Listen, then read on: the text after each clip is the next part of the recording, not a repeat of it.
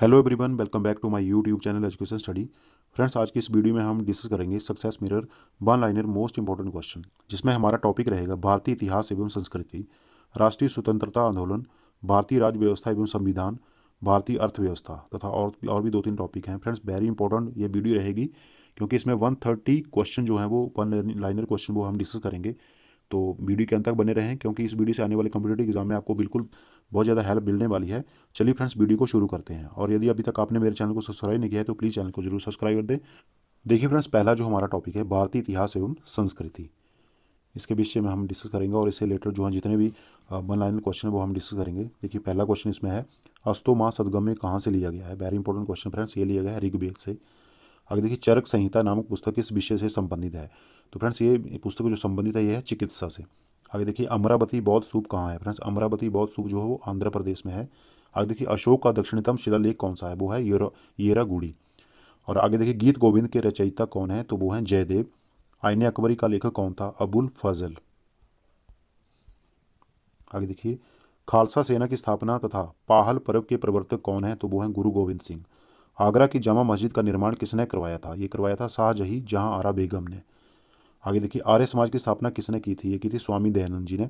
और देखिए, अंतिम मुगल शासक बहादुर शाह जफर की मृत्यु कहाँ हुई थी, तो फ्रेंड्स उनकी मृत्यु हुई थी रंगून में। देखिए फ्रेंड्स, अगला जो हमारा टॉपिक है ये है राष्ट्रीय स्वतंत्रता आंदोलन। देखिए फ्रेंड्स, 13 अप्रैल 1919 को अमृतसर में हुआ जलियांवाला बाग हत्याकांड किसकी गिरफ्तारी के विरोध में हुआ था, तो ये हुआ था सत्यपाल एवं सैफुद्दीन किचलू की गिरफ्तारी के विरोध में। आगे देखिए, 15 अगस्त 1947 ईस्वी को भारत ने अपनी आज़ादी का पहला जश्न कहाँ मनाया था, ये मनाया था कोलकाता में। नेक्स्ट देखिए फ्रेंड्स, 1857 ईस्वी के विद्रोह का तात्कालिक कारण क्या था, तो फ्रेंड्स इसका तात्कालिक कारण था सिपाहियों द्वारा चर्बी युक्त कारतूस का प्रयोग करने से मना करना। तो यही उसका तात्कालिक कारण था 1857 के विद्रोह का। आगे देखिए, 1916 ईस्वी में मद्रास में होम रूल मूवमेंट के प्रवर्तक कौन थे, तो वो थे एनी बेसेंट। आगे देखिए, 1917 ईस्वी में चंपारण सत्याग्रह किस राज्य में प्रारंभ किया गया था, ये किया गया था बिहार में। चंपारण सत्याग्रह जो था वो नील बगान मालिकों के विरुद्ध किया गया एक सत्याग्रह था। आगे देखिए, 1924 ईस्वी में हिंदुस्तान रिपब्लिकन एसोसिएशन की स्थापना किसने की थी, तो फ्रेंड्स हिंदुस्तान रिपब्लिकन एसोसिएशन की स्थापना की थी सचिंद्र नाथ सान्याल ने। आगे देखिए, स्वतंत्रता मेरा जन्मसिद्ध अधिकार है और मैं इसे लेकर रहूंगा, ये किसने कहा था, ये कहा था लोकमान्य तिलक ने। आगे देखिए, हिंदुस्तान सोशलिस्ट रिपब्लिकन एसोसिएशन की स्थापना कब एवं कहाँ की गई थी, तो फ्रेंड्स इसकी स्थापना की गई थी 1928 ईस्वी में दिल्ली में। नेक्स्ट देखिए, 1939 ईस्वी में कांग्रेस छोड़ने के बाद सुभाष चंद्र बोस ने किस दल की स्थापना की थी, तो सुभाष चंद्र बोस ने जिस दल की स्थापना की थी उसका नाम था फॉरवर्ड ब्लॉक। आगे देखिए, 1947 ईस्वी के भारतीय राष्ट्रीय कांग्रेस के दिल्ली अधिवेशन की अध्यक्षता किसने की थी, तो इस अधिवेशन की अध्यक्षता की थी राजेंद्र प्रसाद ने। अगला जो हमारा टॉपिक है वो है भारतीय राज्य व्यवस्था एवं संविधान। देखिए फ्रेंड्स, उच्च न्यायालय के न्यायाधीशों के वेतन और भत्ते दिए जाते हैं, ये दिए जाते हैं भारत की समेकित निधि से। आगे देखिए, किस एक अधिकार को डॉक्टर बी आर अम्बेडकर द्वारा संविधान की आत्मा कहा गया है, तो वो वाला जो अधिकार है वो है संवैधानिक उपचार का अधिकार। आगे देखिए, भारतीय संविधान में संशोधन की प्रक्रिया किस देश से ली गई है, फ्रेंड्स ये वाली प्रक्रिया संशोधन की प्रक्रिया ली गई है दक्षिण अफ्रीका से संविधान से। आगे देखिए फ्रेंड्स, भारत सरकार ने आपदा प्रबंधन अधिनियम को कब अधिनियमित किया, तो इस अधिनियम को अधिनियमित किया था 23 दिसंबर 2005 को। नेक्स्ट देखिए, भारत में सशस्त्र बलों का सर्वोच्च सेनापति कौन होता है, तो वो होता है राष्ट्रपति। अगला क्वेश्चन देखिए, भारत में भाषा के आधार पर बनने वाला पहला राज्य कौन सा था, तो वो राज्य था आंध्र प्रदेश। आगे देखिए, भारत में किस प्रकार की शासन व्यवस्था अपनाई गई है, फ्रेंड्स भारत की जो शासन व्यवस्था है वो है ब्रिटिश संसदात्मक प्रणाली। अगला देखिए, भारत का प्रधानमंत्री बनने के लिए कम से कम कितनी आयु होनी चाहिए, तो प्रधानमंत्री बनने के लिए कम से कम आयु होनी चाहिए 25 वर्ष की। आगे देखिए, भारत का राष्ट्रपति त्यागपत्र किसे दे सकता है, फ्रेंड्स इंपॉर्टेंट क्वेश्चन है, हर बार ये रिपीट हुआ क्वेश्चन है। तो भारत का राष्ट्रपति जो है अपना त्यागपत्र देता है उपराष्ट्रपति को। आगे देखिए, भारत का 29वां राज्य कौन सा है, भारत का 29वां राज्य है तेलंगाना। आगे देखिए फ्रेंड्स, नेक्स्ट जो हमारा टॉपिक है वो है पर्यावरण एवं जैव विविधता। देखिए, इसमें क्वेश्चन है किस जीव को भूमि की आंत कहा जाता है, तो भूमि की आंत कहा जाता है केंचुए को। आगे देखिए, बिनसर वन्य जीव अभ्यारण्य भारत के किस राज्य में स्थित है, फ्रेंड्स बिनसर वन्य जीव अभ्यारण्य जो है ये उत्तराखंड में स्थित है। नेक्स्ट देखिए, भारत का कौन सा राष्ट्रीय उद्यान सर्वाधिक ऊंचाई प्रसिद्ध है, तो वो वाला राष्ट्रीय उद्यान है हेमिस राष्ट्रीय उद्यान पूर्वी लद्दाख में। नेक्स्ट देखिए, पारिस्थितिक तंत्रों में से कौन सबसे ज्यादा शुद्ध वार्षिक प्राथमिक उत्पादकता का निर्माण करता है, तो ये कहता है उष्ण कटिबंधीय पर्णपाती वन। आगे देखिए, नाचने वाला हिरण सानगाई हिरण भी इसे बोलते हैं, भारत के किस प्रदेश में पाया जाता है? तो फ्रेंड्स ये हिरण पाया जाता है मणिपुर में केओबुल लामजाओ राष्ट्रीय उद्यान में। आगे देखिए, नेशनल टाइगर कंजर्वेशन अथॉरिटी की स्थापना कब हुई थी? फ्रेंड्स इसकी स्थापना हुई थी 2006 में। नेक्स्ट देखिए, सबसे अधिक स्थिर पारिस्थितिक तंत्र कौन सा है? तो ये है सागरीय या महासागर। आगे देखिए, जैव विविधता की दृष्टि से भारत का सबसे धनी स्थल कौन सा है? तो वो वाला स्थल है पश्चिमी घाट। नेक्स्ट देखिए, गंगा डेल्टा के मैंग्रोव वनों को क्या कहा जाता है? तो उन्हें कहा जाता है सुंदरवन। आगे देखिए, चिपको आंदोलन उत्तराखंड के किस जिले से प्रारंभ हुआ? तो फ्रेंड्स ये हुआ था चमोली जिले से प्रारंभ।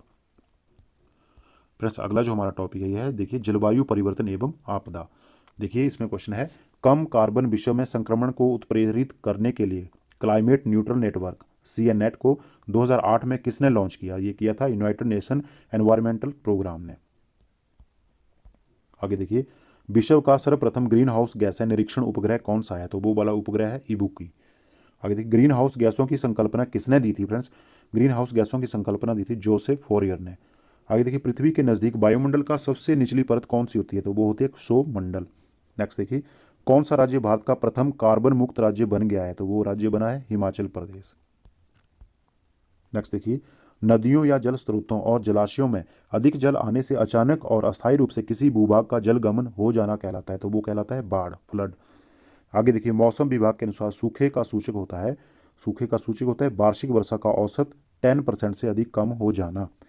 आगे देखिए, पृथ्वी की सतह की अपकृत डिफॉर्म चट्टानों में जमा हुई ऊर्जा का अचानक बाहर निकलना क्या कहलाता है? ये कहलाता है भूकंप। आगे देखिए, एक प्रकार की तेज और बहुत उच्च वेग वाली हवाएं हैं जो निम्न वायुमंडलीय दबाव के शांत केंद्र के चारों ओर तीव्रता से घूमती हैं, वह कहलाती हैं। तो वह कहलाती हैं चक्रवात। देखिए आगे, विस्फोट, आग और विषाक्त तथा खतरनाक रसायनों के रिसाव के कारण होती है, वो होती है औद्योगिक दुर्घटनाएं। फ्रेंड्स अगला जो हमारा टॉपिक है वो देखिए, भारत एवं विश्व का भूगोल। इसमें देखिए क्वेश्चन नंबर 51 है, वायु, जल अथवा बर्फ के गतिशील मलबे से भूपृष्ठ के किसी भाग का घिस जाना कहलाता है? तो वो कहलाता है अपघर्षण। आगे देखिए, वायु के परिमाण की इकाई में विद्यमान जल वाष्प की मात्रा जो साधारण रूप से प्रति घन मीटर ग्राम में प्रदर्शित की जाती है वो उसे कहते हैं निरपेक्ष आर्द्रता। आगे देखिए, मौसम विज्ञान की वह शाखा जिसमें गुब्बारों, वायुयानों और बादलों द्वारा वायु का अध्ययन किया जाता है वह कहलाता है वायु विज्ञान। आगे देखिए, पवन दिशा की अनुरूप दिशा में स्थानांतरित बालू का एक चापाकार टिब्बा जो पवन दिशा के नियत रहने पर बनता है और प्रायः रेतीले मरुस्थलों में पाया जाता है वो कहलाता है बरकान। आगे देखिए, एक विस्तृत ज्वालामुखी क्रेटर जो पिछले गर्त अथवा बेसिन के रूप में होता है और जिसकी संरचना लावा उद्गार के परिणाम स्वरूप विवर के चारों ओर की भूमि धंस जाने के कारण होती है, वो क्या कहते हैं? उसे कहते हैं ज्वालामुखी कुंड। बहुत ही इंपॉर्टेंट क्वेश्चन है फ्रेंड्स, ये कमीशन जैसे एग्जाम में ये क्वेश्चन जरूर पूछे जाते हैं। आगे देखिए, एक घंटे में पृथ्वी कितने देशांतर घूमती है? तो एक घंटे में पृथ्वी जो घूमती है वो घूमती है 15 डिग्री देशांतर में। नेक्स्ट देखिए, देश में किस नदी में सबसे ज़्यादा पुनः पूर्ति योग्य भौम जल संसाधन है? तो यह है गंगा नदी में। फ्रेंड्स अगर वीडियो अच्छी लगे तो प्लीज़ साथ के साथ में उसको चैनल को सब्सक्राइब कर देना और वीडियो को लाइक शेयर करना। आगे देखिए, भारत की स्थल सीमा किस देश के साथ सबसे ज़्यादा है? तो भारत की जो स्थल सीमा है वो बांग्लादेश के साथ सबसे ज़्यादा है। आगे देखिए, महेंद्रगिरी की पहाड़ियाँ किन दो राज्यों के तट पर हैं? तो ये वाली पहाड़ियाँ महेंद्रगिरी पहाड़ियाँ जो है ये है उड़ीसा एवं आंध्र प्रदेश के तट पर। नेक्स्ट देखिए, रेगुड़ मिट्टी सबसे अधिक किस राज्य में पाई जाती है? फ्रेंड्स रेगुड़ मिट्टी या इसे काली मिट्टी भी कहा जाता है, ये पाई जाती है महाराष्ट्र में। देखिए फ्रेंड्स, नेक्स्ट टॉपिक जो है ये है भारतीय अर्थव्यवस्था। देखिए फ्रेंड्स, वाणिज्यिक फसलों के लिए मूल्य समर्थन संचालन को लागू करने के लिए केंद्रीय नोडल एजेंसी है, कौन सी एजेंसी है? तो उस एजेंसी का नाम है भारत के राष्ट्रीय कृषि सहकारी विपणन संघ लिमिटेड, नेफेड। आगे देखिए, वित्तीय जिम्मेदारी और बजट प्रबंधन अधिनियम का प्रमुख उद्देश्य क्या था? तो इस अधिनियम का प्रमुख उद्देश्य था राजस्व घाटे को खत्म करना। देखिए आगे, नीति आयोग ने किस संस्थान की साझेदारी में निर्यात तैयारी सूचकांक 2020 पर रिपोर्ट जारी की है? तो फ्रेंड्स वो वाला संस्थान है प्रतिस्पर्धात्मकता संस्थान की साझेदारी में। आगे देखिए, भारतीय रिजर्व बैंक ने छोटे किसानों स्मॉल फार्मर के रूप में परिभाषित किया है, किन्हें किया है? ये क्या है, 1 हेक्टेयर से अधिक और 2 हेक्टेयर से कम भूमि वाले किसानों को। आगे देखिए, भारत में नोट जारी करने के लिए कौन सी प्रणाली अपनाई जाती है? तो ये प्रणाली है न्यूनतम आरक्षित प्रणाली। नेक्स्ट देखिए, national electronic funds transfer NEFT देश में कब शुरू की गई थी? ये शुरू की गई थी अक्टूबर 2005 में। नेक्स्ट देखिए, भारतीय मुद्रा रुपए के प्रतीक चिन्ह का अनुमोदन सरकार ने कब किया? ये किया था 15 जुलाई 2010 को। आगे देखिए, विदेशी विनिमय प्रबंध अधिनियम कब लागू हुआ था? फ्रेंड्स ये अधिनियम लागू हुआ था 2003 में। नेक्स्ट देखिए, सार्वजनिक निजी भागीदारी पर आधारित अवसंरचना विकास में पुनर्लोकन तथा परिष्करण के हेतु गठित समिति का अध्यक्ष कौन था? तो वो अध्यक्ष थे बी केलकर। आगे देखिए, राष्ट्रीय केसर मिशन किसकी उपयोजना के रूप में लॉन्च किया गया? ये किया गया था राष्ट्रीय कृषि विकास योजना के अनुरूप में। देखिए फ्रेंड्स, नेक्स्ट टॉपिक है सामान्य विज्ञान एवं तकनीकी। देखिए क्वेश्चन नंबर 71, मनुष्य के जीवन काल में कितने दांत 2 बार विकसित होते हैं? वे होते हैं 20 दांत। आगे देखिए, मानव शरीर में पाचन का अधिकांश भाग किस अंग में संपन्न होता है? ये होता है छोटी आंत में। नेक्स्ट देखिए, मनुष्य में पाचन क्रिया कहाँ पर आरंभ होती है? होती है मुख में। आगे देखिए, सर्वप्रथम रक्त परिसंचरण तंत्र का अध्ययन किसने किया था? ये किया था हार्बे ने। आगे देखिए, विरंजक चूर्ण ब्लीचिंग पाउडर है, ब्लीचिंग पाउडर एक यौगिक है। आगे देखिए, 2 या 2 से अधिक शुद्ध पदार्थों को किसी भी अनुपात में मिला देने से बनता है, वो बनता है मिश्रण। नेक्स्ट देखिए, ऐसे तत्व जिनमें धातु और अधातु दोनों के गुण पाए जाते हैं वे कहलाते हैं उपधातु। आगे देखिए, द्रव में आंशिक या पूर्णतः डूबे हुए किसी ठोस द्वारा प्राप्त उछाल की मात्रा निर्भर करती है, ये निर्भर करती है ठोस द्वारा हटाए गए द्रव की मात्रा पर।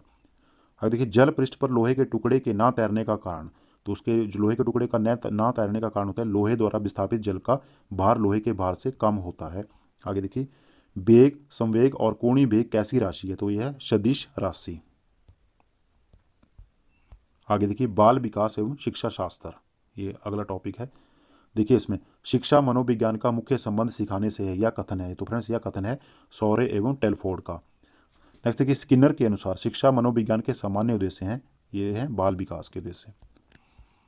आगे देखिए फ्रेंड्स, वातावरण में सब बाह्य तत्व आ जाते हैं जिन्होंने व्यक्ति को जीवन आरंभ करने के समय से प्रभावित किया। यह परिभाषा किसकी है? यह परिभाषा है वुडवर्थ की। देखिए नेक्स्ट देखिए, बालक को आनंददायक सरल कहानी द्वारा नैतिक शिक्षा प्रदान करनी चाहिए, यह कथन है। तो फ्रेंड्स, यह कथन है कोलेसनिक का। नेक्स्ट देखिए, विकासात्मक पद्धति को कहते हैं, इस पद्धति को कहते हैं उत्पत्ति मूलक विधि। आगे देखिए, किसके विचार से शैशवावस्था में बालक प्रेम की भावना काम प्रवृत्ति पर आधारित होती है? ये विचार है फ्राइड का। नेक्स्ट देखिए, शैक्षिक दृष्टि से बालक के विकास की अवस्थाएं हैं। तो शैक्षिक दृष्टि से बालक की जो अवस्थाएं वो हैं शैशवावस्था, बाल्यावस्था और किशोरावस्था। नेक्स्ट देखिए, बुद्धि लब्धि के लिए विशिष्ट श्रेय किस मनोवैज्ञानिक को जाता है? ये जाता है स्टर्न को। नेक्स्ट देखिए, मानव विकास जिन 2 कारकों पर निर्भर करता है वह हैं, तो वह 2 कारक हैं जैविक और सामाजिक। नेक्स्ट देखिए, जब माता पिता के बच्चे उनके विपरीत विशेषताओं वाले विकसित होते हैं तो यहाँ पर सिद्धांत लागू होता है। तो यहाँ पर सिद्धांत लागू होता है प्रत्यागमन का। अगला देखिए फ्रेंड्स, अगला टॉपिक है कृषि का। देखिए, पौधे के किस भाग से दालचीनी प्राप्त होती है? फ्रेंड्स, दालचीनी प्राप्त होती है छाल से। नेक्स्ट देखिए फ्रेंड्स, शुद्ध वंशक्रम वर्णन द्वारा कौन सी फसलों का नस्ल शुद्धिकरण किया जाता है? तो उन फसलों को कहते हैं स्वपरागणित फसलें। नेक्स्ट देखिए, पौधों में जिंक का मुख्य कार्य क्या है? फ्रेंड्स, पौधों में जिंक का मुख्य कार्य है ट्रिप्टोफास के निर्माण हेतु आवश्यक। आगे देखिए, चावल की प्रथम बौनी किस्म जो भारत में विकसित हुई वो है जया। नेक्स्ट देखिए, एपीकल्चर किसे कहते हैं? फ्रेंड्स, एपीकल्चर कहते हैं लाख उद्योग पालन या मधुमक्खी उद्योग पालन को। आगे देखिए, गांठ गोभी हेतु किस तरह की मृदा की आवश्यकता होती है? इसे मृदा चाहिए होती है दोमट मृदा। आगे क्लोरोफिल के निर्माण में कौन से 2 तत्व आवश्यक होते हैं? तो वो तत्व होते हैं आयरन और मैग्नीशियम। नेक्स्ट देखिए, केंद्रीय शुष्क कृषि अनुसंधान संस्थान कहाँ स्थापित है? तो केंद्रीय शुष्क कृषि अनुसंधान संस्थान स्थापित है हैदराबाद, आंध्र प्रदेश में। आगे देखिए, पशु आहार की मात्रा निर्भर करती है, ये करती है पशु के भार पर। आगे देखिए, पौधों पर कैल्शियम की कमी के लक्षण सर्वप्रथम कहाँ प्रदर्शित होते हैं? ये होते हैं किनारे की पत्तियों पर। नेक्स्ट देखिए फ्रेंड्स, नेक्स्ट जो टॉपिक है वो है खेल कूद का। देखिए, मुक्केबाजी के रिंग का आकार क्या होता है? मुक्केबाजी के रिंग का आकार होता है 3.6 बाई 3.6 से 6.10 बाई 6.10 मीटर। अधिक टेनिस की किन स्पर्धाओं को ग्रैंड स्लैम स्पर्धाएं कहा जाता है? तो वो वाली स्पर्धाएं होती हैं ऑस्ट्रेलियाई ओपन, फ्रेंच ओपन, विंबलडन तथा अमेरिकी ओपन। नेक्स्ट देखिए, अंतर्राष्ट्रीय एथलेटिक्स एमेच्योर फेडरेशन की स्थापना किस वर्ष की गई थी? तो इसकी स्थापना की गई थी 1912 ईस्वी में। आगे देखिए, रंगास्वामी कप किस खेल से संबंधित राष्ट्रीय प्रतियोगिता है? तो रंगास्वामी कप जो है ये हॉकी से संबंधित है। नेक्स्ट देखिए, वॉलीबॉल खेल का जनक किसे कहा जाता है? फ्रेंड्स, वॉलीबॉल खेल का जनक कहा जाता है विलियम जे मॉर्गन को। नेक्स्ट देखिए, फुटबॉल के खिलाड़ी पेले को किस अन्य नाम से जाना जाता है? तो उन्हें जाना जाता है ब्लैक पर्ल के नाम से। देखिए, किस खेल की सर्वोच्च संस्था फेडरेशन इंटरनेशनल डी लॉ लुटे है? तो वो है कुश्ती की। आगे देखिए, टू हेल विद हॉकी नामक पुस्तक की रचना किस हॉकी खिलाड़ी ने की है? ये की है असलम शेर खान ने। आगे देखिए, ब्लो किस खेल से संबंधित शब्द है? फ्रेंड्स, ब्लो जो है मुक्केबाजी से संबंधित है। नेक्स्ट देखिए, क्रिकेट खेल का जन्मदाता किस देश को कहा जाता है? ये कहा जाता है इंग्लैंड को।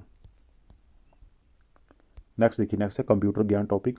देखिए, पहले से चल रहे कंप्यूटर को रीस्टार्ट करना कहलाता है, तो वो कहलाता है रिबूटिंग। यदि सॉफ्टवेयर कोड में त्रुटियां ढूंढने की प्रक्रिया को कहा जाता है, उसे कहा है डिबगिंग। नेक्स्ट देखिए सीपीयू का वह भाग जो अन्य सभी कंप्यूटर कंपोनेंट्स की गतिविधियों को कोऑर्डिनेट करता है, वो होता है कंट्रोल यूनिट। आगे देखिए कंप्यूटर में जाने वाले डेटा को कहते हैं, उसे कहते हैं इनपुट।